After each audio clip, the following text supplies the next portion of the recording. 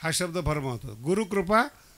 आणि जो गुरुकृपा दृष्टीने निर्विष झालाय त्याला कवना ते ताप पोळी कैशी देव शोक जाळी. इथपर्यंत थांबलेले नाहीत माऊली. प्रसाद रस शब्द फार गोड आहे.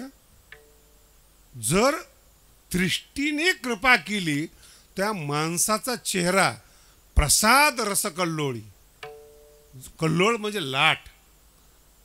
प्रसादाची लाट जर त्या माणसाच्या अंगावर आली, प्रसाद रसकल्लोळी पुरे येशी तो, त्याच्या अंगावर प्रसादाची लाट आली ना उठून दिसतो तो.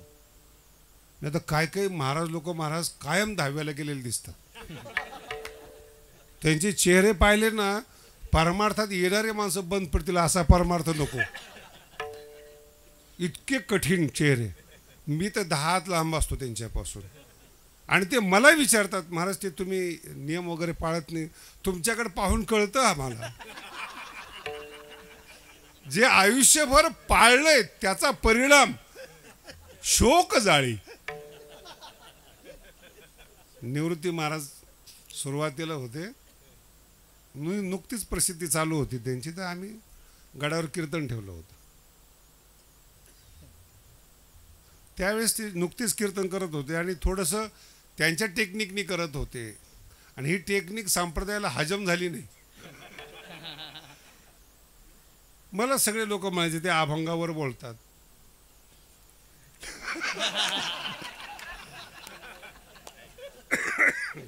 विठाला विठाला मी म्हणलं तू अभंगातून बोलून किती दिवा लावला. तुझं जर कीर्तन झालं एखाद्या गावामध्ये सप्ताहच बंद पडतो. पुन्हा बोलवूच नका याला. आणि महाराजांनी तर सप्ताहाला न येणारे लोक आता आणले. उपकार माना. गुरुकृपा प्रसाद रस. तो प्रसाद कसा मिळेल तो त्याचं त्याला माहिती आहे. यश मिळणं एवढं सोपं नाही महाराज. तुम्ही समीक्षा कराल, कॅल्क्युलेशन कराल, पण ती प्रसिद्धी एवढी सोपी नाहीत. पार तुम्ही अगदी 4 वेद पाठ करा, 6 शास्त्र पाठ करा. प्रसाद रसकल्लोळी. ज्ञानोबांचा प्रसादाची लाट तुमच्या अंगावर आली पाहिजेत महाराज. पुरे यश येतो. इतकं गोड आहेत. आणि मगाशी एक शब्द वापरला होता तुमच्या लक्षात नसेल, आत्मा तुम्ही पाहिला का नाही.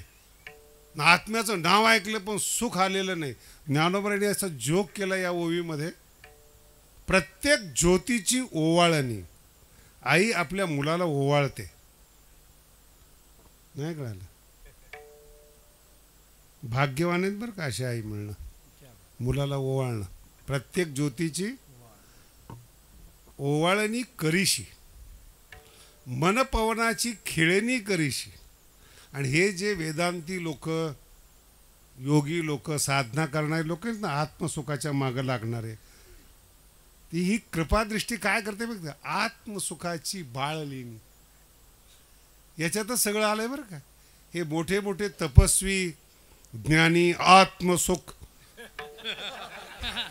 असा हात वर करून सांगतात आत्मसुख. ज्ञानोबा म्हणतात ती बाळलेणी. नवीन नवीन साधक आला ना त्याला बाळलेणी. आत्मसुखाची बाळलेणी. हे बाळलेणीचे भाग हे थेरडं लागले. मोठे मोठे तपस्वी लागलेत. ज्ञानोबा म्हणतात हे वारकरी संप्रदायामध्ये अरे दृष्टीचं सुख घेण्यासाठी परमार्थ आहेत. समचरण दृष्टी आहे. तेथे माझे हरी वृत्ती राहो, तेथे माझे हरी वृत्ती राहो, तेथे माझे हरी वृत्ती राहो, तेथे माझे हरी. समचरण दृष्टी विटेवरी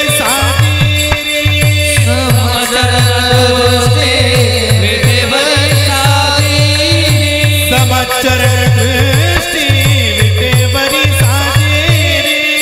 समचरण दृष्टी विटेवरी साजेरी. तेथे माझी हरी वृत्ती राहो, तेथे माझी हरी वृत्ती राहो, तेथे माझी हरी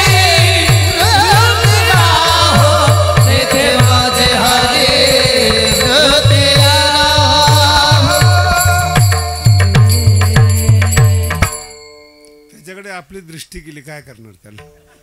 बस बाबा बस. विठाला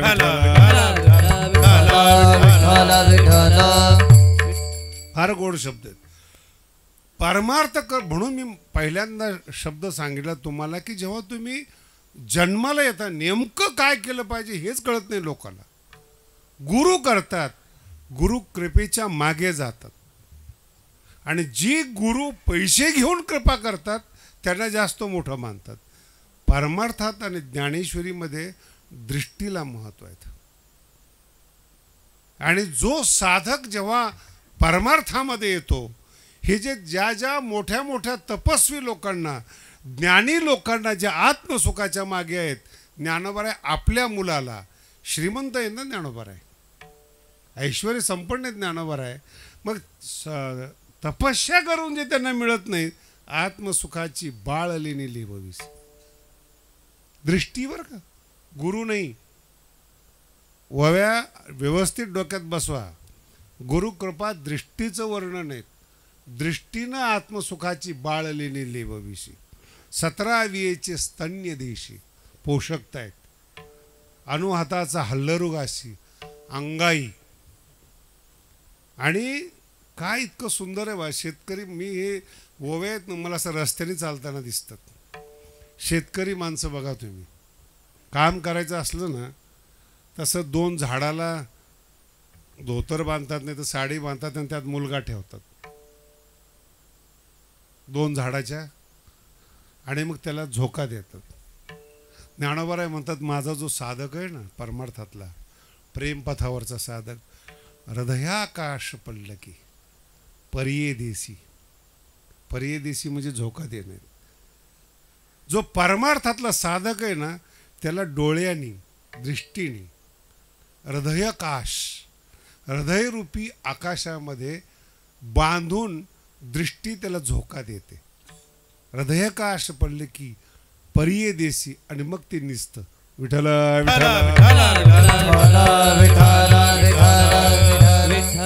हा परमार्थ आहे हो. बाकीचा सगळा बाजार आहे, बाकीची निजे. हृदयाकाश पडले की परियेदेसी निजे. आणि याचा समारोप करत असताना खूप सुंदर आहेत. म्हणून साधका तू माऊली. माऊली शब्द आहेत आणि अंबे शब्द आहेत.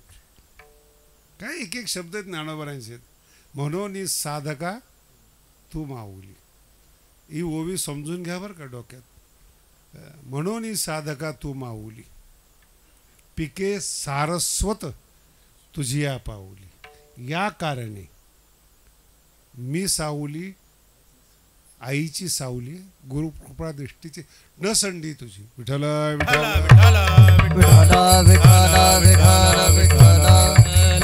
जगद्गुरु तुकोबराय एकनाथ महाराज आणि ज्यांना ज्यांना शब्दाचं वैभव मिळालेले असे.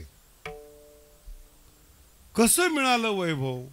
त्या काळात विश्वविद्यालय नव्हते, शिकवणारे नव्हते, मोठा विषय होता जातीपातीचा.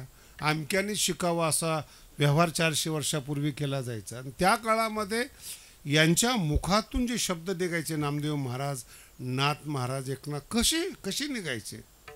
त्याचं उत्तर येतं, तुझे कारुण्य जया ते अधिष्ठी. हे कृपादृष्टी, तू ज्याच्यावर पडलीस ना, तुझं कारुण्याचं अधिष्ठान ज्याला दिलं, तो सकळ विद्येची या सृष्टी धात्रा होय. खूप कठीण शब्द आहे. धात्रा शब्दाचा अर्थ आहे ब्रह्मदेव. त्याला शिकायचीच गरज नाही. सृष्टीला उत्पन्न करणारा जसा ब्रह्मदेव आहे, तसं हा दृष्टीमुळे सगळ्या विद्वत्तेला जन्म देणारा ब्रह्मदेव होतो. तुझं कारुण्य जर मिळालं तर तो परमार्थ आहे. काय शब्द आहेत महाराज? सकळ विद्येची सृष्टी, विद्येच्या सृष्टीचा धात्रा होय ब्रह्मदेव होतो. शिकायची गरजच नाही पडत. पण काय? तुझे कारुण्य जया ते अधिष्ठी. परमार्थ करता असताना ह्या गोष्टी पहा. दृष्टीकडे लक्ष द्या, गुरुचं कारुण्याकडे लक्ष द्या, पुस्तकाकडे लक्ष देऊ नका. पुस्तकात काहीच येत नाही. विद्यापीठातली पुस्तकं बघा वाळवी लागली महाराज, कुणी वाचत नाही. संस्कृत जवळजवळ आत्ताच्या काळात नष्ट झालेले आहेत. आणि जे ज्ञान आलेलं आहे ना ते आत्म्याला स्वतःला दुखी करणार आहेत. शिकलेली माणसं दुखी आहेत. शेतकरी दुखी आहेत का? बोला ना. नाही बोलायला पाहिजे पण बोलतो. कुणाच्या घरामध्ये वाद आहे? परमार्थाला नावं ठेवण्याच्या घरात डोकवा जरा, तुम्हाला कळेल किती वाद आहेत. एवढे वैतागलेले आहेत आणि एवढे कॉम्प्रोमाइज करतात महाराज. मी आता हे कीर्तन बोलू नये, एखाद्याची पत्नी जरा वागायला चुकीची होती त्याच्या सहित सगळ्याला माहिती होतं तरी संसार व्यवस्थित चालू होतात. याला मी संत म्हणतो. काय एवढं सहन करणं. मुलगा चुकीचा आहे, पत्नी चुकीचे आहेत, पैसे मित्रांनी खाल्लेले आहेत तरी हा जिवंत आहेत म्हणून संत आहे. एवढं दुःख कवना ते ताप पोळी. जर तो गुरु कृपेच्या दृष्टीमध्ये आला असता हा ताप पोळला नसता महाराज. शोक आणि याला जाळलं नसतं. हा परमार्थ आहे. म्हणून परमार्थ करण्याच्या अगोदर परमार्थाचं स्वरूप समजलं पाहिजे. आणि ही कृपादृष्टी आई आहे आणि ती पहिल्या चरणात लेकुराचे हित, लेकुराचे हित, लेकुराचे हित, लेकुराचे हित,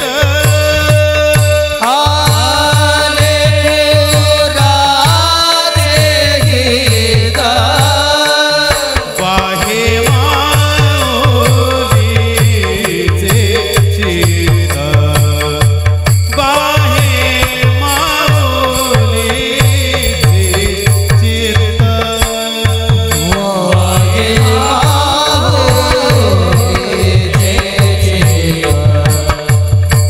वाहे माऊलीचे चित्त.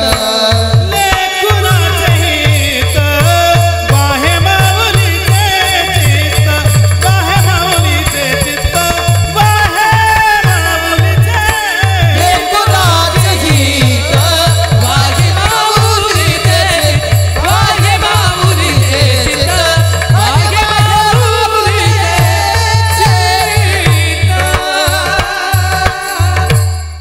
भाग्यवान माणसं आहेत बरं का ते लोक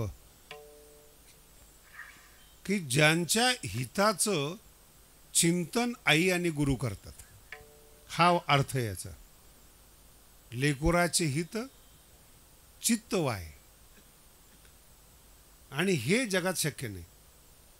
तुमचं कल्याण व्हावं असं तुमच्या मित्राच्या, तुमच्या नातेवाईकाच्या, भावकीच्या चित्तात येणं शक्यच नाही. हा अभंग आहे हा. नाही तर तुम्हाला वाटायचं आईचं वर्णन करतोय. वाहे माऊलीचे, माऊलीचे चित्त वाहे, शरीर नाही. आणि ते जे चिंतन आहे ना ते सगळ्यात महत्वाचं आहे. संपूर्ण ज्ञानेश्वरीतला सारांश सांगतो मी तुम्हाला. खूप मोठा वाद झाला होता, त्याचा एक सारांशचा तुकडा सांगतो. आजही सगळ्या लोकांना वाटतं की माऊलीने ज्ञानेश्वरी लोकांसाठी लिहिली. मग लोकांसाठी लिहिली तर कळत का नाही? बोला ना. कुणाला कळत नाही? जर लोकांसाठी ज्ञानोबारायांनी ज्ञानेश्वरी लिहिली तर ते लोकांना कळायला पाहिजे ना. काही काही पुण्यातले विद्वान लोक मला विचारतात ज्ञानेश्वरी मराठीत आहेत का म्हणून. असे महाराष्ट्रीयन लोक आहेत आपले की ज्ञानेश्वरी नेमकं कोणत्या भाषेत आहेत. आणि जर ती मराठीत आहे तर कळत का नाहीत? विठ्ठल विठ्ठल हे तुमचं म्हणणं झालं की समाजासाठी लिहिलेले आहेत. पण माऊलीला विचारा ना. माऊली तुम्ही का ज्ञानेश्वरी लिहितायत? माऊली म्हणतात श्रीगुरूची दृष्टी माझ्या अंगावर सतत पडावी, तुम्ही संती व्हावे सन्मुख सदा, म्हणून मी गीता सांगतोय. विठ्ठल जी प्रेम करणारी माणसं असतात ना सतत डोळ्याजवळ असतात. काही ना काहीतरी निमित्त करून ते डोळ्याजवळ येतात. त्याला प्रेम करणारी म्हणतात. आणि कामाच्या टायमाला फोन करणारी माणसं असतात ती व्यावहारिक असतात.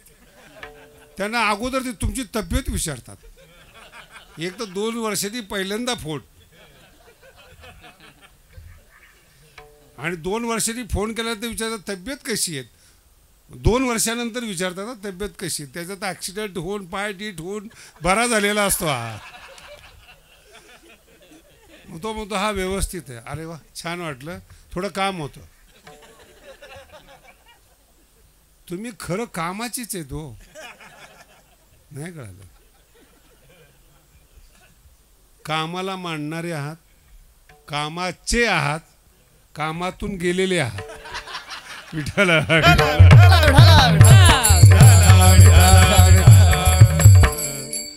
तुकोबाराला दया येते बुवा, जरी कामातून गेले असले, कामातले असले. कामामध्ये काम कामामध्ये काम काही म्हणा राम राम काही म्हणा राम राम जाईल भवश्रम सुख होईल दुःखाचे जाईल भवश्रम सुख होईल दुःखाचे जाईल भवश्रम सुख होईल दुःखाचे कामामध्ये काम काही म्हणा राम राम जाईल भवश्रम सुख होईल दुःखाचे कामामध्ये काम काही म्हणा राम राम जाईल सुख होईल दुःखाचे.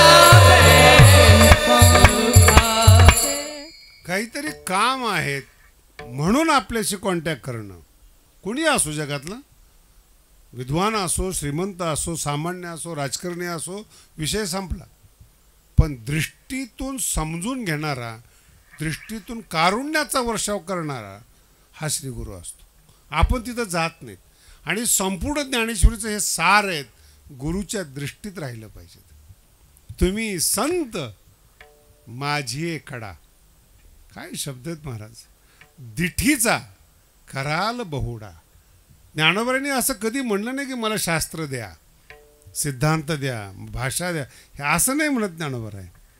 ज्ञानोबाबद्दल तुमची दृष्टी माझ्याकडे ठेवा, तुमची दिठीचा. आणि नुसतं दृष्टी माझ्याकडे आलं ना, कराल बहुडा तुम्हा माने एवढा, तुम्हाला मान्य होईन एवढा मी होणार. दिठीचा कराल बहुडा. दिठी विठ्ठल हेच महत्वाचं आहे जीवनामध्ये. तुमची दृष्टी कशी आहेत, डोळे कसे आहेत हेच महत्वाचं आहे. तुमचा आत्मा डोळ्यातून प्रवाहित होतो. म्हणून कधी कधी पुण्यवान माणसं जर भेटले ना तर बोलावंसं वाटतं. दृष्टीला दृष्टी भेटली, एस टी स्टँडला भेटले, रस्त्याने भेटले, पवित्र आत्मा असतात, बोलावंसं वाटतं. संबंध नसतो, काही माहिती नसतं, बोलावंसं वाटतं. आणि काही जवळचे माणसं असतात, जोड्यांनी मारावे वाटतं. हा दोष कुणाचा आहे? दृष्टीचा आहे. माणूस शरीराने एकच आहे. चांगल्या माणसाचं सुद्धा शरीर आहे, वाईट माणसाचं सुद्धा दृष्टी खराब आहे. त्याच्या पुढे जाऊ का? काहींचे डोळे सुंदर आहे पण दृष्टी खराब आहे. विठ्ठल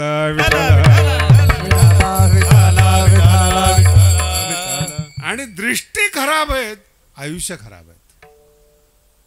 आणि संपूर्ण वारकरी संप्रदायाचं सार दृष्टीवर आहेत. आत्मा आहे दृष्टी म्हणजे. रोज आपण अभंग म्हणतो, रूप पाहता लोचनी.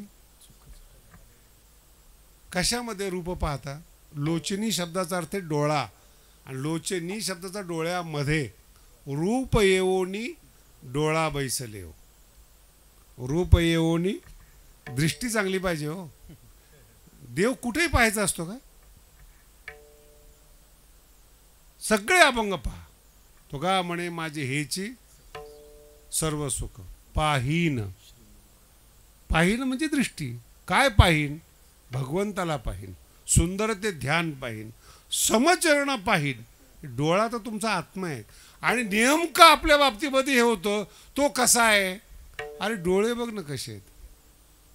पिपासू आहेत का, उदार आहेत का, कारुण्याने आणि प्रेमाने भरलेले आहेत का, लगेच माणसं ओळखतात. आणि ती जी मुलं आहेत ना, तुम्ही ते मुलं लहानपण बघा, ते निरागस असतात. एखादा पापी माणूस जर घरात आला तर ते पोरं लांबून बघते, निघून जाते. हे नकोच जायला, पण त्या घरातल्या मोठ्या माणसाला अक्कल नाही ना. तुम्हाला कळालं का? जे लहान मुलाला नको आहे माणूस, त्याला तुम्ही घरात घेताय. याचं कारण त्याला आत्मा समजतो, आतमध्ये काय भरलेलं आहे ते. तुमचा नाईलाज असतो. पापी आहे, दुष्ट आहेत. एका ठिकाणी सप्ताह चालू होता, जुना प्रसंग आहे माझा. पाटसकडे जात असताना मग त्या काळामध्ये 40 एक वर्षापूर्वी कीर्तनाला गेलो. त्यांनी रस्त्यावर गाडी आणतो म्हणले होते, मोटरसायकल. तर आम्ही ती पाटसच्या साईडला उतरलो. गाडी तर काही आली नाही, पण त्या गावचा पाटील आणि मस्त फुल झालेला होता. पण मला कळत नव्हतं की तो फुल झालेला आहे. ते माझं वय पण नव्हतं, दृष्टी कळली नाही असं गृहीत धरा. नकळे साधूशी होतं असं कधी कधी. त्यांनी गाडीमध्ये बसवलं, बैलगाडीत. आता ती जवळ होतं, 1 किलोमीटर गाव. गाडी आली. चला म्हणे महाराज, मी त्या गावचा पाटील, जिथे कीर्तन आहे, बसा. बसलो आम्ही दोघंजण गप्पा मारत. आता नंतर माझ्या लक्षात आलं, महाराज आम्ही दारू पितो, कुणाच्या बापाचं काही जातं का बैलगाडीत? मला प्रश्न. मला काही नाही जात. याला म्हणतात महाराज. आता ते मी अडकलेलो आहे त्याच्यामध्ये. मग त्याच्याप्रमाणे मी आजही तेच फॉर्म्युला वापरतो बरं का. मूर्ख माणसाला उत्तर कोण द्यायला मोकळे? एक जण म्हणलं की ज्ञानोबरायांना ज्ञानेश्वरी लिहिली, ती कळली पाहिजे. म्हणून नाही कळत. म्हणजे मला पण नाही कळत. म्हणलं मला पण नाही कळत. मग तुम्हाला का कळत नाही? म्हणलं मला काय माहिती. लक्षात राखा, मूर्ख माणसाला उत्तर देण्यात रंगू नका. त्याच्या प्रारब्धाने तो मूर्ख आहेत. तुम्ही शहाणा करून तुम्ही मूर्ख होऊ नका. विठाला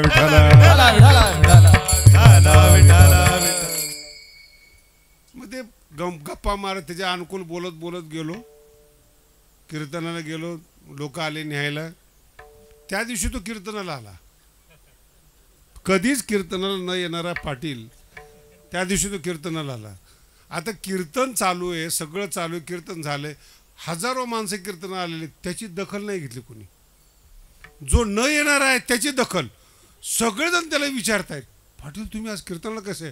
असा महाराजांना म्हणे रोज येईल. नाही कळलं अजून. असेच महाराज आहेत म्हणून तर संप्रदायात ज्ञान होत नाही. सगळे अनुकूल बोलतात, खरा परमार्थ कोणी सांगत नाही, म्हणून तर मार्केट चालू आहे. विठाला जा तेरा कल्याण हो, कानाखाली द्यायला पाहिजे. कर्म फळ चुकत नाही.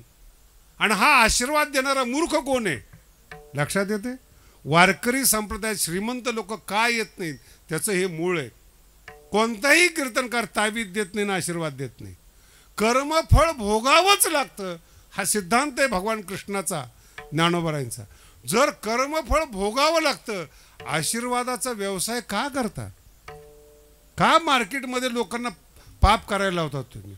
काही काही संप्रदायामध्ये खाण्यापिण्याची सुट्टी, काही करा काही प्या, फक्त आमच्याकडे या. अरे आयुष्यभर परमार्थ करून देवाची झलक दिसत नाही आणि खाऊन पिऊन दिसायला लागली का? याला म्हणतात दृष्टी नाही. कोणाच्याही मागे लागणं दृष्टी नाही. खूप त्याचा लिंक फार कधी कधी काय होतं माहिती आहे का? एक जोक सांगतो तुम्हाला, किती समजतो ते बघा. तुमची ताकद लावा किती समजते ते. दुर्योधनाचा मित्र कर्ण आहे. गप का बसले? जोक संपला माझा.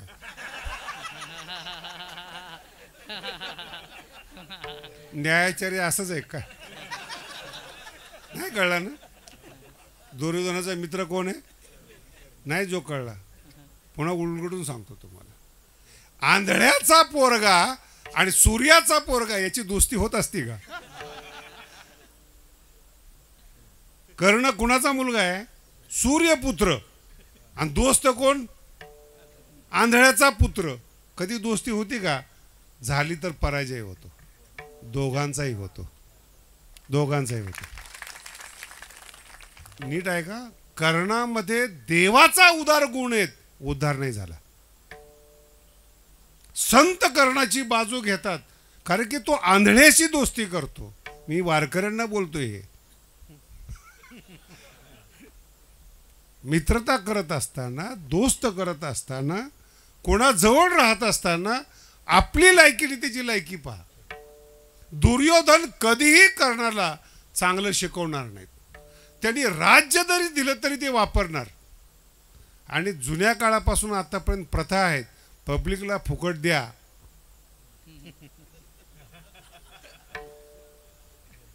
कारण की त्यांचा वापर करायचा असतो. दुर्योधनाने राज्य दिलं, कर्णाचा वापर केला. तुम्हाला काय कमी फुकट दिलं जातं काय? आता देश गेला खड्ड्यामध्ये, पण तुमचं मतदान महत्वाचं आहे. अर्थ लक्षात ठेवा काय बोललो तुम्हाला. लय उशिरा कळले, पहिलं कळलं नव्हतं त्यापेक्षा बरं आहे. सूर्यपुत्र आहेत आणि तो आंधळ्याचा मुलगा आहे. दोस्ती संपवणे. आणि कृष्ण म्हणतायत, अरे तू सूर्यपुत्र आहेस. नाही, तो म्हणतो माझा मित्र दुर्योधन आहे, मी सोडणार नाही. नको सोडू, पण विचार तर कर. ज्या आंधळ्याला सूर्य दिसत नाही त्याच्याशी तू दोस्ती करतो. ज्यांना पुण्य कळत नाही त्याच्याबरोबर आपण नाते करतो, त्याला आपण गुरु मानतो. आपलं पतन त्याच वेळेस झालेलं आहे. नको. आणि दुराग्रही लोक ज्ञान मानतच नाहीत, दुराग्रही. आणि एक लक्षात ठेवा, दुराग्रहीला दुरुस्त करण्याचा प्रयत्न करू नका, तुमचा वेळ वायाला जातो. विठ्ठल मग कोणी करायचं दुरुस्त, हा प्रश्न आहे ना. ते संतांचं काम आहे, दुसऱ्या चरणात सांगतात. ऐसी कवळाची